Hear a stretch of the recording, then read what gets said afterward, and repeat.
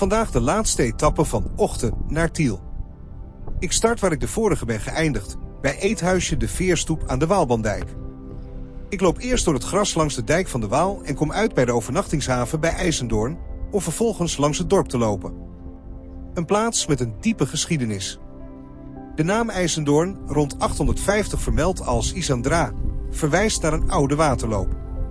Een verlamde rivierarm liet hier een hoge oeverwal achter, een ideale, droge plek die al in de prehistorie mensen trok. De bekendste vindplaats is de Woerd. Hier ligt de historie voor het oprapen, vondsten uit de IJzertijd, maar vooral veel uit de Romeinse tijd. Brokken tufsteen en framgenten van dakpannen verraden dat hier waarschijnlijk een Romeinse villa heeft gestaan. In de middeleeuwen kreeg het dorp adellijke allure.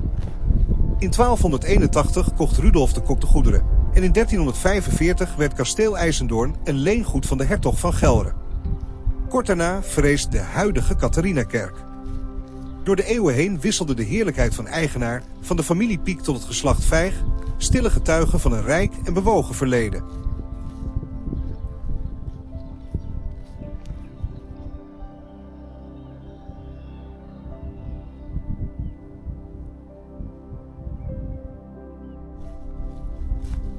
Mijn wandeling gaat verder langs de dijk. Nadat ik onder de Prins Willem-Alexanderbrug ben doorgelopen, vervolg ik mijn weg en ga een eind verder de uiterwaarde in. Deze brug, die tot 1996 een tolbrug was, vormt de verbinding tussen het land van Maas en Waal en de Betuwe.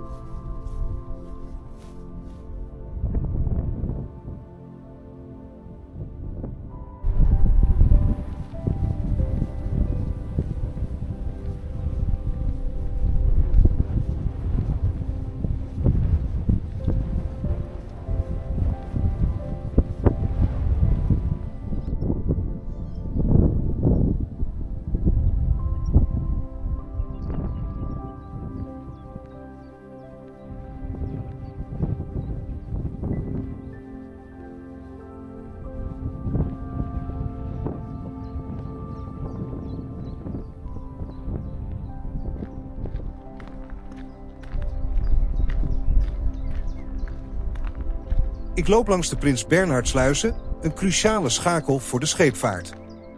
Hier wordt de rivier de Waal verbonden met het Amsterdam-Rijnkanaal. Het complex bestaat uit 2 kolken uit verschillende tijdperken. De oudste stamt uit 1952 met traditionele puntdeuren en 1 heftoren. De nieuwere, bredere kolk uit 1974 is moderner, met 2 imposante torens die de zware hefdeuren hijsen. Een fascinerend schouwspel van techniek dat dagelijks zorgt voor een vlotte en veilige doorvaart voor de onmisbare binnenvaart op deze belangrijke waterweg.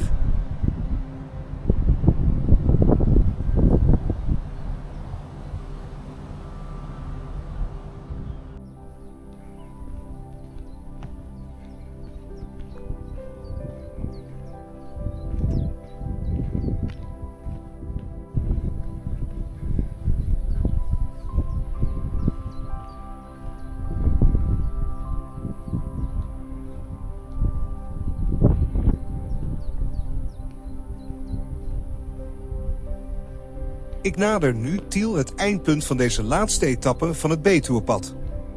Een Hansenstad, bekend om zijn fruit en natuurlijk om Flipje, het icoon van de voormalige jamfabriek. De geschiedenis gaat hier diep.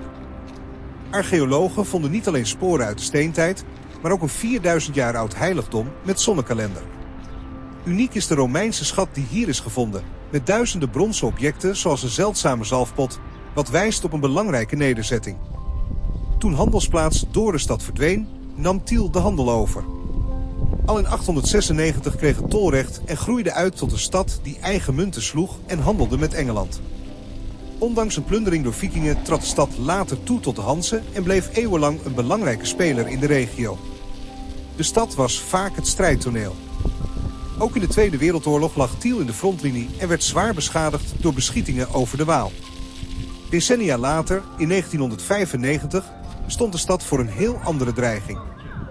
Het water in de Waal steeg tot een kritiek niveau en zette enorme druk op de dijken.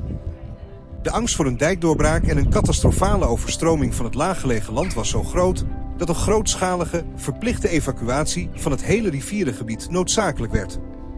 De sporen van dit verleden zijn overal zichtbaar in monumenten als de Sint Maartenskerk, het 16e-eeuwse ambtmanshuis en de in 1979 herbouwde Waterpoort.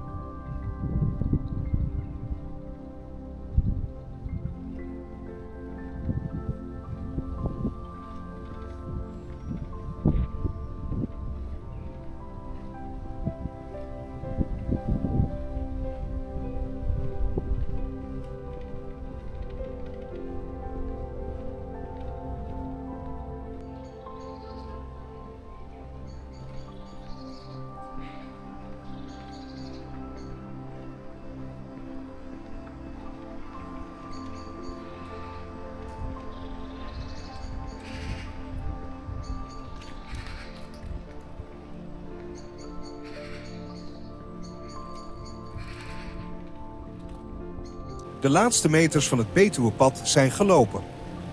Wat heb ik genoten van het landschap dat veranderde van tere bloesem naar weelderig groen. Ik heb genoten van de sfeervolle dorpjes en de mooie paden door de boomgaarden. Bedankt voor het volgen en tot de volgende keer.